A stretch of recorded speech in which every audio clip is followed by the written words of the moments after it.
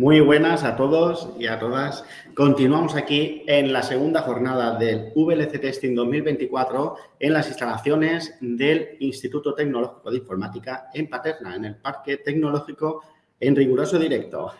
Y bueno, vamos a continuar con el siguiente seminario que lo va a dar Adrián Ferrera, que lo tenemos que tener por aquí, el cual nos va a hablar sobre la sostenibilidad también aplica en tus test. Ahí lo tenemos. Muy buenos días, Adrián. Muy buenos días, Bueno, un placer. Voy a recordar a todos los asistentes que el audio y el vídeo los tenéis desactivados, que la ponencia durará 35 minutos y habrá 5 minutos al final para las preguntas que tengan, que se hayan formulado a través de la plataforma. ¿Vale? De este modo, pues nada, yo te avisaré, ¿vale, Adrián? Perfecto. Cuando te queden esos 5 minutitos un poquito antes, ¿ok? Genial. Sí. Muy bien, pues nada, pues adelante, todo tuyo. Perfecto. Bueno, pues muchísimas gracias a todos. En primero, daros la bienvenida a este seminario. Y hoy me gustaría hablaros sobre la sostenibilidad y cómo también aplica en los test, en cómo desarrollamos los test que van a cubrir nuestro código de producción. Ahora bien, para empezar a hablar de sostenibilidad y qué implica este concepto, tenemos que definir muy claro lo que es, porque es muy sencillo entender que la sostenibilidad simplemente habla de código verde. Y sí que es cierto que este es uno de los factores que cubre, pero no nos quedamos solo ahí. Cuando hablamos de la sostenibilidad nos referimos a la mantenibilidad del código que creamos y por ello los test. Para que un código o un test sea sostenible, tienen que darse tres situaciones o tres pilares. Primero, que nuestro código esté cubierto por esos test. En segundo lugar, que el código sea cohesivo, que tenga una semántica, que tenga un significado. Y en tercer lugar, que tenga un bajo nivel de acoplamiento. Pero todo esto lo explicaremos a posteriori. ¿Qué vamos a sacar de esta charla? Bueno, pues lo que vamos a buscar son pequeñas herramientas que podemos llevarnos a nuestro día a día para conseguir que cada vez que vayamos a producción con un nuevo código no tengamos que estar manteniendo esos tests y empezar en ese infierno de dedicar más tiempo y más tiempo y más tiempo a mantener la vida de unos tests junto con el código que están probando. Para hacer una breve introducción, bueno, pues ya han comentado, me llamo Adrián Ferrera González, soy jefe de desarrollo en Leanmind, me gusta mucho la artesanía del código, soy amante de los animales, así que no os extrañe si veis saltar por aquí algún gato por la habitación, me encanta leer, como podéis ver, y también soy un apasionado del gimnasio. Esto me ha llevado a que esa disciplina de ir todos los días a entrenar, pues también la acabo llevando al código. Una de las cosas que me gusta mucho es hacer coding dojos, asistir a catas y sobre todo practicar para mejorar esa parte de artesanía en cuanto a cómo trabajamos los test. Al final un poco esto es quién soy, pero me gustaría contaros una historia y es una historia sobre Roberto, ¿vale? Roberto es un developer, el cual le contactan para comenzar en una empresa, en una multinacional, que lleva vigente en su mercado durante aproximadamente 15 años. Roberto empieza con mucha ilusión, mucha pasión en ese nuevo trabajo. El equipo de negocio le cuenta en qué consiste la plataforma, qué están haciendo y pasa al equipo de desarrollo. En el equipo de desarrollo, pues empieza a ver un poco cómo está planteado la estructura del proyecto, cómo están los test y enseguida empieza a trabajar y aportar valor en el producto. ¿Cuál es el problema? Fechas de entrega. Llegan esas temidas fechas de entrega que en todo proyecto de desarrollo de software existen y empieza a haber una presión y una incertidumbre en cuanto a si llegarán a tiempo.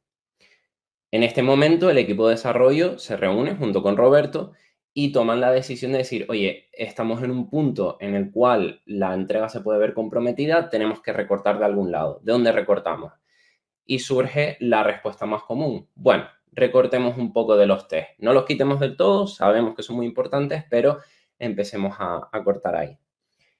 Bueno, el equipo de desarrollo y Roberto ponen en producción esta nueva versión de la plataforma y lo que ocurre al par de días es que empiezan a llegar reclamaciones de los usuarios, las cuales empiezan a molestar bastante a negocio. ¿cómo puede ser que una empresa con 15 años en el mercado no sea capaz de entregar un producto con la calidad esperada? Bueno, esto a negocio le frustra bastante y solicita tener una reunión con el equipo de desarrollo para un poco ver qué ha pasado y ver qué alternativas hay. El equipo de desarrollo recibe el feedback, se da cuenta de que han cometido un error, entonces van a tomar decisiones sobre ello y a tratar de tener un mayor cuidado sobre el código. Bueno, se plantea el siguiente sprint en el cual pues tienen que arreglar todos esos bugs, tienen que introducir cambios sobre lo que ya han hecho y el equipo empieza a ver que no son capaces de entender parte de esos test que se hicieron de una manera pues no tan óptima. Empiezan a crearse silos de conocimiento, no queda muy claro cómo mantener esos test y viendo el riesgo de que para la siguiente entrega no llegan a tiempo, notifican a negocio que para evitar la introducción de nuevos bugs, van a parar y van a retrasar la entrega. Esto a negocio le supone un problema, con lo cual, bueno, acepta, dice, vale, vamos a postergar la entrega, pero vamos a tratar de buscar soluciones nuevamente. ¿Cuál es la solución? Bueno, negocio propone que nuevos desarrolladores entren al equipo. Contratan 2 personas más que se unen al equipo, tienen muchísima experiencia, muchísimo conocimiento técnico. Sin embargo, parece que cuando llegan tienen ciertas convenciones ya tomadas previamente que no terminan de casar con el equipo. ¿Qué ocurre? Empieza de nuevo el proceso del sprint, un nuevo desarrollo y cuando el equipo empieza a tener estas reuniones empiezan a haber fricciones. ¿Por qué? Porque el equipo que ya estaba no es capaz de entender esta parte tan tecnológica que los nuevos desarrolladores están introduciendo. Y por otro lado, las nuevas personas que se han incorporado al equipo no terminan de entender esos test que habían quedado a medio hacer en su momento. Esto al final acaba creando unas fricciones tanto con negocio como dentro del propio equipo de desarrollo y Roberto toma la decisión de rotar, salir fuera de la empresa y buscar otro trabajo porque tiene un alto nivel de frustración. Probablemente esta historia que os estoy contando empatice en alguna de esas fases del desarrollo con algo que hayáis vivido en el pasado o, en el peor de los casos, con todas ellas. Así que bueno, vamos no a quedarnos solo con la historia, sino vamos a identificar qué problemas son los que han ocurrido para llegar a esta situación. En primer lugar, nos estamos enfrentando a largos periodos de desarrollo, debido a que la cobertura de los test no es buena, existe un desconocimiento de qué hace ese código, no termina de machear con las expectativas que hay de la aplicación, hay ciertos hilos de conocimiento que están presentes, sobre todo con la salida de Roberto, el resto del equipo se va a quedar sin esa parte que Roberto lleva al control. Aparte, estamos llegando a un punto donde la apuesta de valor, que se supone que debería ser incremental, se va frenando, se genera falta de conocimiento, hay cierto miedo a tocar el código de otras personas, es decir, se crean silos en cuanto a ese código, un rechazo, y al final esto acaba causando un descontento general del equipo, pues que no es mantenible. No podemos trabajar en un ambiente que no es sano para una organización. Una vez identificamos los problemas, claro, vale, está muy bien, pero ¿qué podemos hacer al respecto? ¿Cómo mejoramos este retorno? Bueno, a mí me gusta plantear las formas en 3 niveles. Algo que vaya enfocado a alto nivel, otro a medio nivel y a bajo nivel. Alto nivel, ¿qué podríamos hacer? Bueno, en primer lugar, podríamos tener unas reuniones con el equipo de negocio para definir mejor cuáles son las expectativas, qué se quiere que haga ese código y aparte que eso acabe quedando reflejado dentro del producto que se está desarrollando. A medio nivel, el equipo podría asumir ciertos hábitos y profundizar en el uso de las herramientas que están utilizando para llevar a cabo la aplicación. Con esto, lo que vamos a hacer es que cualquier persona del equipo tenga la posibilidad de mantener ese software. Y en último lugar, pues hay que tomar ciertos acuerdos en cuanto a cómo diseñamos las cosas. Si existe un desorden, es muy difícil que alguien nuevo que se incorpore al equipo sea capaz de identificar rápidamente qué zonas del código pueden ser manipulables. Al final todo esto se resume en vamos a tomar acuerdos y vamos a aplicar un lenguaje ubicuo. Entendemos por lenguaje ubicuo ese lenguaje de negocio que nombra las cosas de una forma determinada y no aplicando distintos nombres. Ya veremos ahora un poco cómo enfocamos esta parte. Entonces, bueno, tenemos una serie de soluciones. Ahora bien, ¿cómo las implementamos? ¿Cómo utilizamos esas herramientas? Bueno, para llevar a cabo las conversaciones con negocios, una de las herramientas que a mí me suele encajar bastante es el BDD. BDD nos habla de tener reuniones periódicas con el equipo de negocio, con UX y con el equipo de desarrollo, también conocidas como las reuniones de los tres amigos, y en esas reuniones tratar de definir el scope de las funcionalidades. En estas sesiones lo que se hace es que negocio aporta una de las funcionalidades que quiere implementar y se identifican qué actores, qué usuarios van a trabajar van a interactuar con la plataforma para llevar a cabo esa funcionalidad. Una vez se define eso, entre los tres perfiles, que no tienen por qué ser exactamente tres personas, sino pueden haber varias de estos distintos grupos, se empiezan a ejemplificar escenarios identificando en el caso de, supongamos, la creación o la creación o dada de alta de un empleado en un sistema. Bueno, el usuario en primer lugar va a llegar a la plataforma, tiene que autenticarse. En caso de estar autenticado, va a ir directamente a la pantalla de inicio. ¿Qué ocurre si el empleado no está creado previamente? Bueno, pues se tiene que autenticar, tiene que aparecer un formulario y demás. Lo importante de esto es no llegar a partes técnicas, ya que en la parte técnica solo va a poder tener conocimiento el equipo de desarrollo. Nos interesa llegar a un ámbito bastante transversal en el cual la conversación con negocio o con la experiencia de usuario sea fluida. Una vez tenemos estos escenarios que se reflejan en un mapa, en un tablero, lo que hacemos es llegar a la parte de formulación y es traducir todos esos ejemplos a frases, a acciones que se pueden ejecutar de forma procedimental y posteriormente lo podemos llevar a un lenguaje de Gherkin o a un sistema de automatismo para empezar a elaborar nuestros test. Al final con esto ya estamos cubriendo una parte a bastante alto nivel de cómo enfocar los problemas. Esto es un paralelismo bastante grande porque con estos automatismos, con estos test automáticos, lo que estamos hablando es de los test end-to-end. Estas reuniones con negocio lo que van a hacer es que reflejemos exactamente lo que ellos esperan y que no haya nada que se quede fuera de esas expectativas. Por otro lado, hablábamos de cómo trabajar a medio nivel y conocer las herramientas. Para ello, podemos empezar a definir dentro del equipo en qué ámbito vamos a definir estos test. Ya hemos hablado de los test end-to-end, ¿vale? Pero no son los únicos tipos de test que existen. Muchas personas conocerán o estarán familiarizadas con el concepto de pirámide del testing o trofeo del testing. Esta teoría o esta propuesta lo que nos dice es que dentro de nuestra pirámide existen distintos tipos de test y que lo que va a hacer esa pirámide es reflejar la cantidad de test que hay de cada uno de esos ámbitos. En la cúspide de la pirámide se encuentran los test end-to-end, que son estos que hemos creado.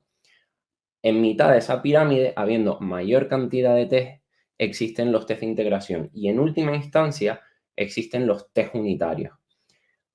¿En qué consiste cada uno de ellos? Bueno, los test end-to-end lo que van a tratar de hacer es probar la plataforma de extremo a extremo.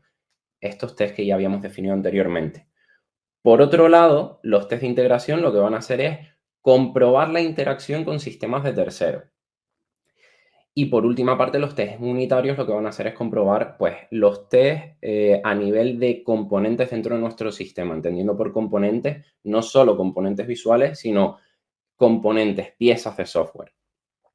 Ahora bien, ¿por qué tener esta cantidad y estructurar de esta forma en la pirámide? En primer lugar, los test end-to-end son muy costosos, llevan esas reuniones con negocios, son complicados de desarrollar, son complicados de mantener, son muy frágiles. Entonces, lo que nos interesa es simplemente cubrir esos ejemplos más cercanos a negocio y que ellos puedan entender.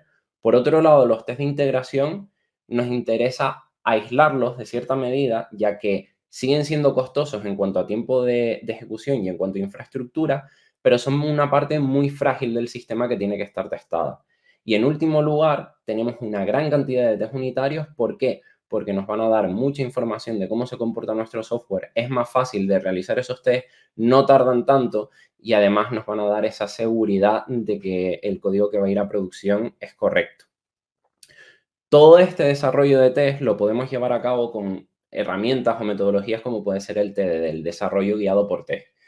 A mí personalmente me gusta mucho porque puede ir de la mano con otro tipo de estrategias que vamos a comentar, como puede ser el desarrollo de fuera hacia adentro, la herramienta o metodología de outside-in.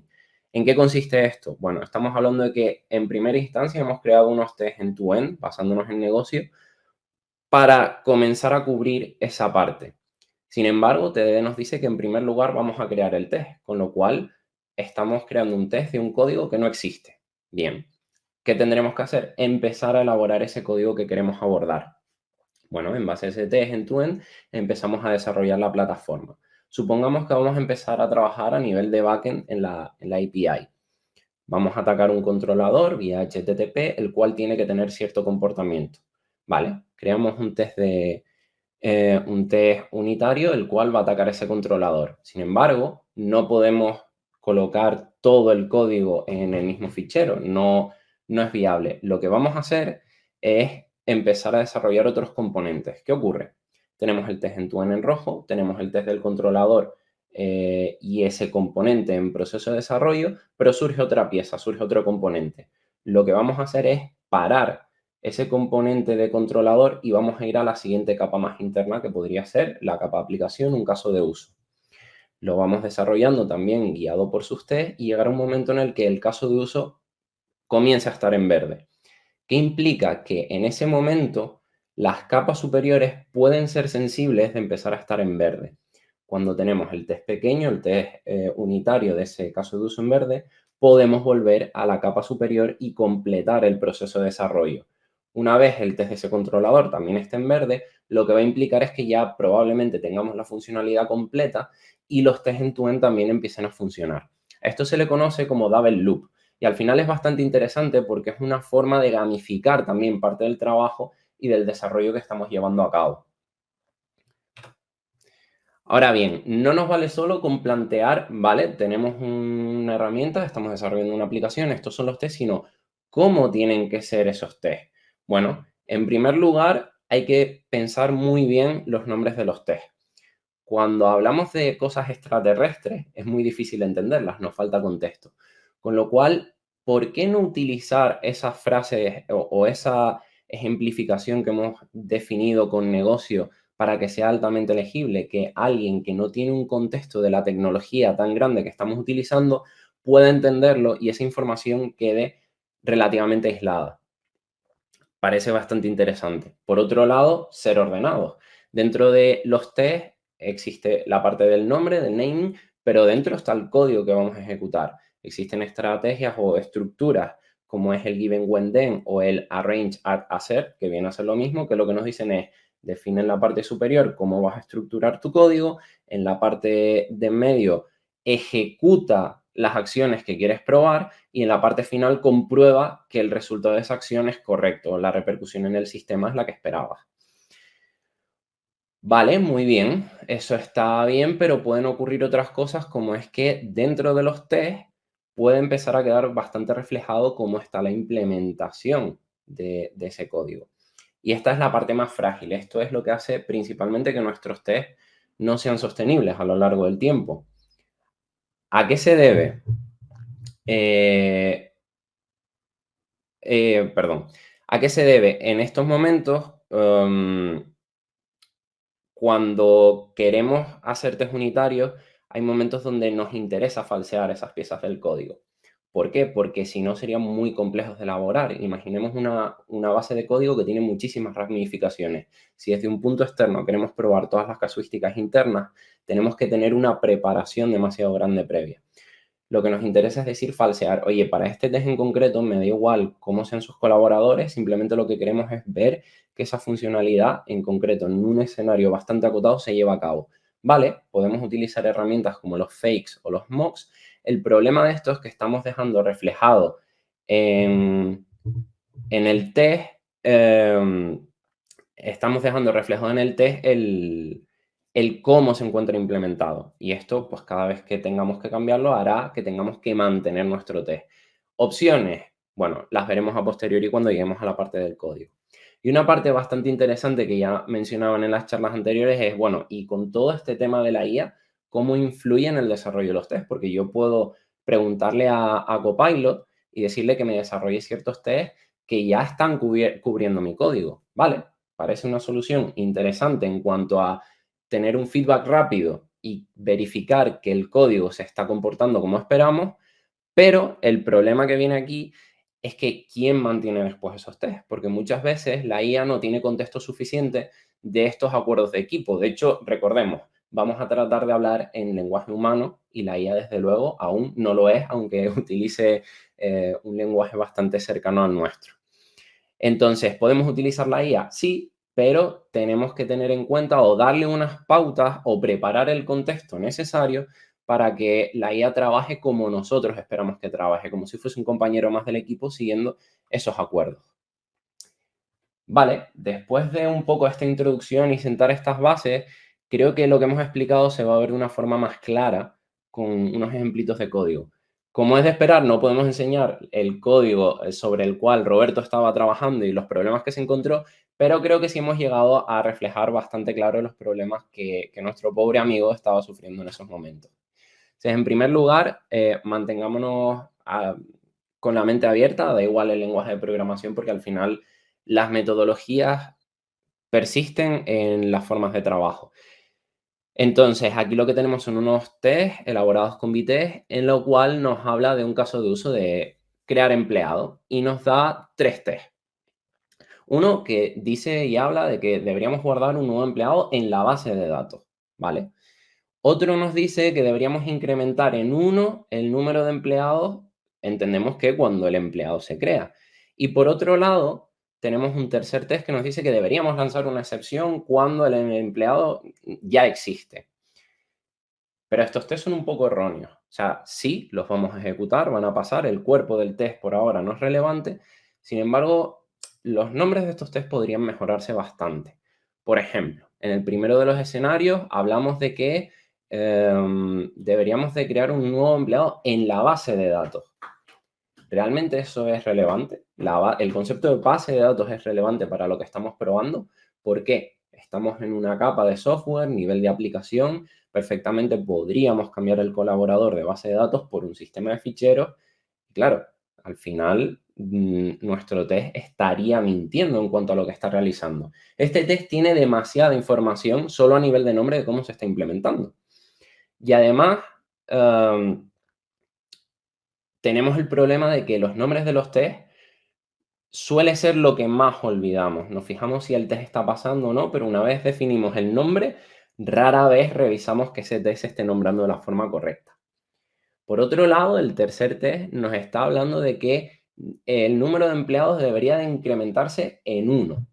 Bueno, podría darse el caso, pero ¿cómo podemos tener nosotros constancia de esa sincronía? En un sistema de producción real, si se crean 2 usuarios al mismo tiempo, ¿cómo puedes garantizar de que entre el tiempo que haces la creación y compruebas que se ha creado, no se han creado más usuarios en paralelo? Realmente aquí estamos asumiendo cosas que no deberían de darse.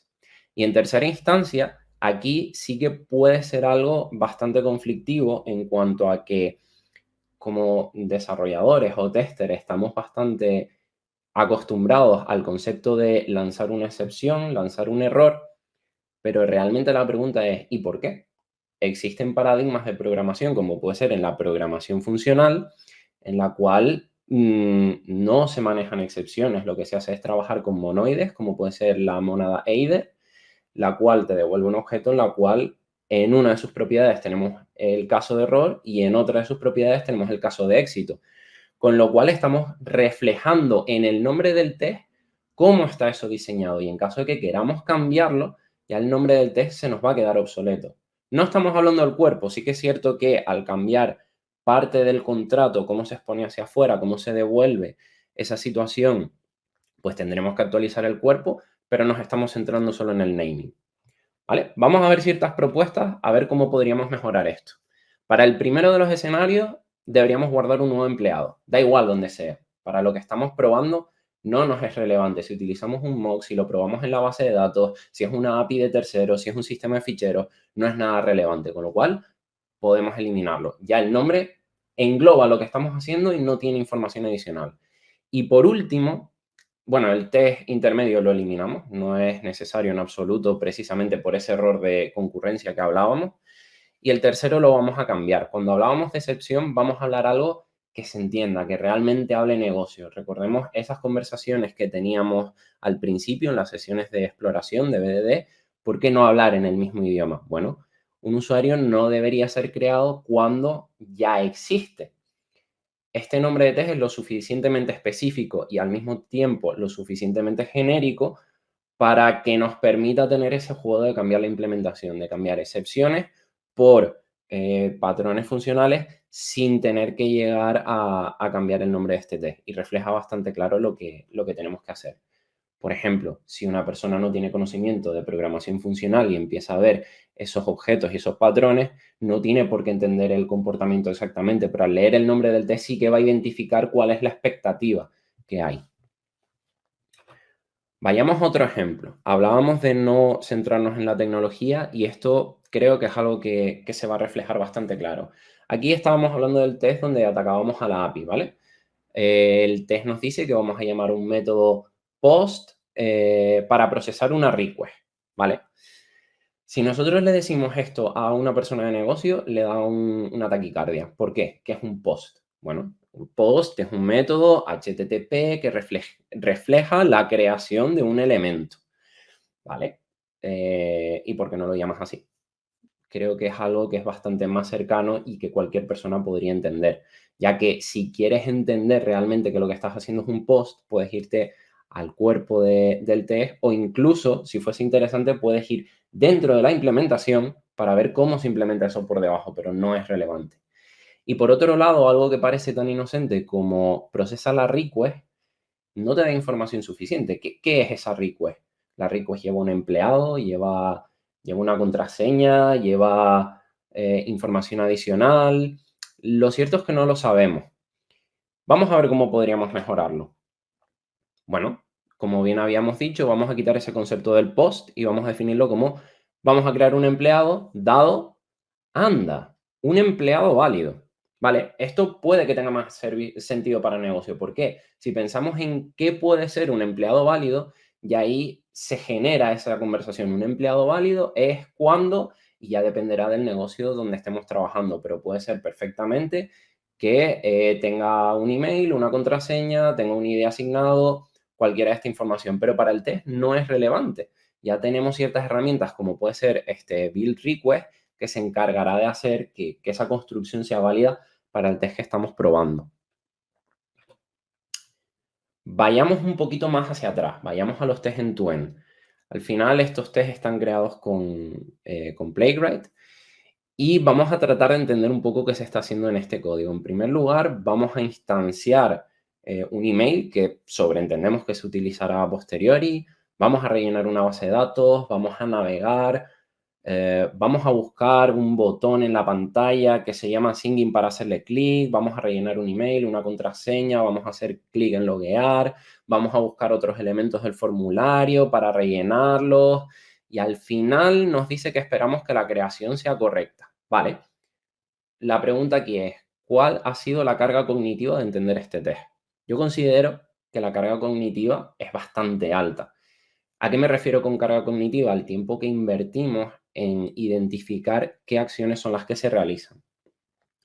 Cuando teníamos estas reuniones con negocio, hablábamos de ejemplificar. El usuario va a la pantalla inicial, hace clic en el botón de login, se identifica, registra o rellena su perfil y finalmente cuando guarda debería de ir a una página de creación. ¿Por qué no reflejamos toda esa información en los tests? Al final un test no es otra cosa que código que verifica otro código.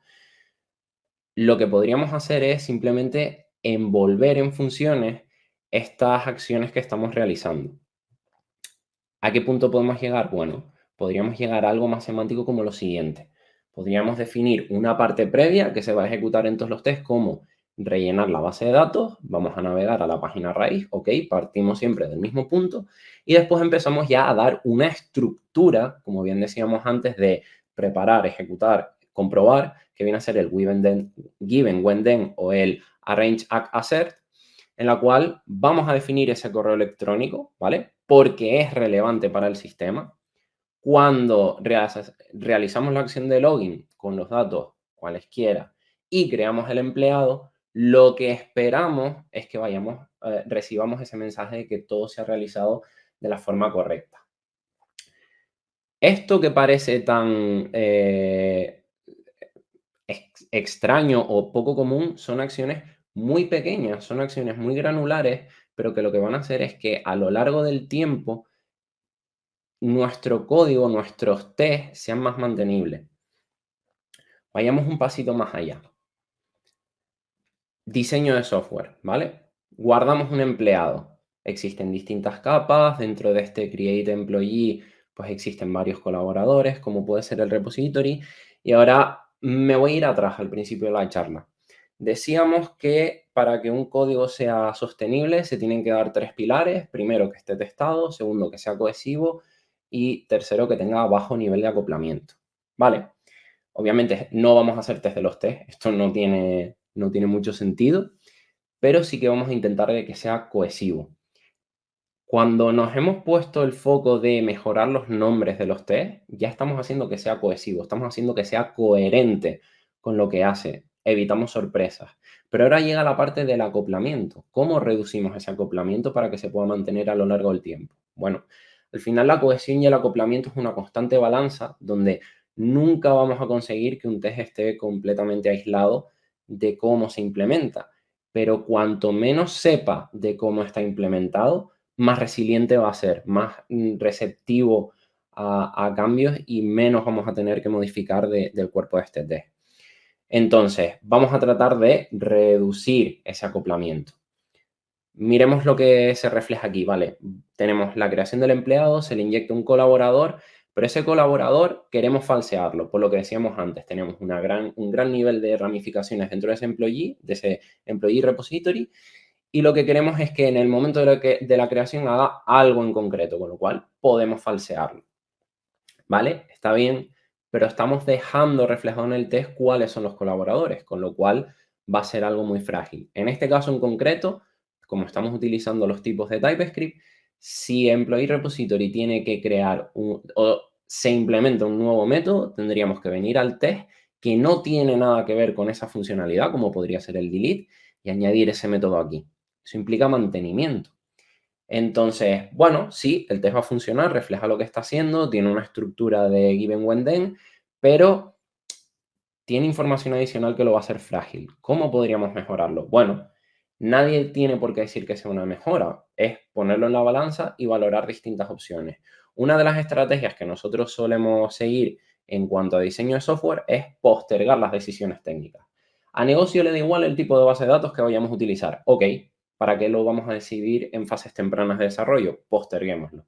Lo que hacemos mucho es utilizar repositorios en memoria, en RAM. Es decir, yo voy a tener una clase, voy a tener un objeto donde voy a ir metiendo en un array todo el listado de elementos con el que voy a ir manipulando y una vez termino el test, esa clase desaparece.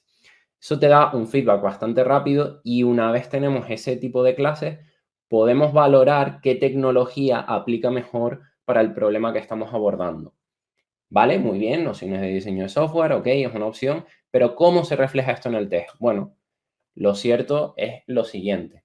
Seguimos teniendo ese employee repository, tenemos una implementación concreta que va a cumplir con la firma que ya habíamos definido antes, pero la diferencia aquí es que nosotros no tenemos que mantener el contrato de ese employee memory repository porque es el de producción, o por lo menos en unas versiones iniciales. Ejecutamos el test y finaliza. Nos da exactamente igual cómo esté implementado, aunque sí tenemos conocimiento de sus colaboradores. Beneficios, bueno, no requiere tanto mantenimiento. Problemática, entramos de nuevo en el síntoma de la ramificación. Si este repositorio internamente tuviese muchas ramificaciones, sería muy complicado llegar al escenario que queremos replicar o reflejar en el test. Y ahora que estamos hablando de acoplamiento, una parte muy interesante de los test es que siguiendo este ciclo de TDD, de desarrollo guiado por test, puede que nos ayude a cuestionarnos nociones de diseño. Si complicamos un poquito más el ejemplo anterior, empezamos a ver que en el momento de creación de un empleado, vemos por aquí un email system, un sistema de recursos humanos, ¿vale? Más la propia persistencia del mismo. Ok, cuando elaboramos los test, empezamos a ver las dependencias de este componente y nos puede dar olores en cuanto al desarrollo del código. Lo que nos está diciendo es que el diseño de este componente no es el mejor. Adrián, Sí, ¿te puedo dejar un par de minutitos si quieres cerrando perfecto, y porque pasamos ya a preguntas? estamos... Nada, tranquilo, ya estamos terminando, así que perfecto. Vale, pues un poco terminando con la parte de código, al final, ¿en qué repercute todas estas opciones todas estas soluciones que hemos abordado? Pues en que el código va a ser más mantenible. Este equipo podría haber implementado ciertas de estas herramientas para mejorar el ambiente en su día a día. Con lo cual, ¿qué conclusiones tenemos para que nuestro código sea sostenible a lo largo del tiempo y evitemos todo este tipo de fricciones? Pues en primer lugar, deberíamos de crear test más humanos. Incluso la IA habla un lenguaje, un Long Language Model, es muy cercano a cómo hablamos nosotros en persona, con lo cual deberíamos de crear test orientados a eso. Al final somos las personas quienes lo vamos a mantener. En segundo lugar, utilizar unas estructuras ordenadas y legibles que cualquier persona sin conocimiento técnico, siguiendo ciertas pautas, sea capaz de identificar qué es lo que se hace. Y por último, solo reflejar las reglas de negocio. No aporta nada añadir información técnica dentro de los test porque las personas que no tengan ese conocimiento van a sentirse frustradas o no les va a ser sencillo incorporarse. Y ya estaría. Muchísimas gracias. Pues muchísimas gracias a ti. Pues vamos a pasar a la parte de las preguntas. Tenemos aquí unas cuantas, ¿vale?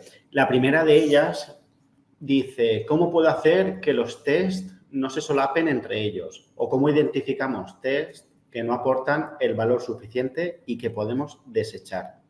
Perfecto.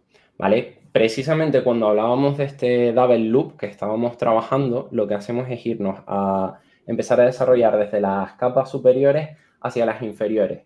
Puede ser que planteemos escenarios en versiones más fuera de nuestro software que se repliquen internamente. En estos casos, lo que solemos hacer o la forma más sencilla de mantenerlo es decir, cuanto en mayor grado de unitariedad podamos probarlo, el otro podemos descartarlo. Es decir, al final, en las capas más externas nos podemos centrar más en los happy paths, en esos casos felices de se ha ejecutado de forma correcta, y centrarnos más en los internos. Cuando vemos test duplicados, al final podemos quedarnos con el interno, el que está más centrado en esa piecita pequeña, y los que están externos podemos desecharlos. No es un problema borrar test siempre y cuando siga estando probado el código y la ramificación.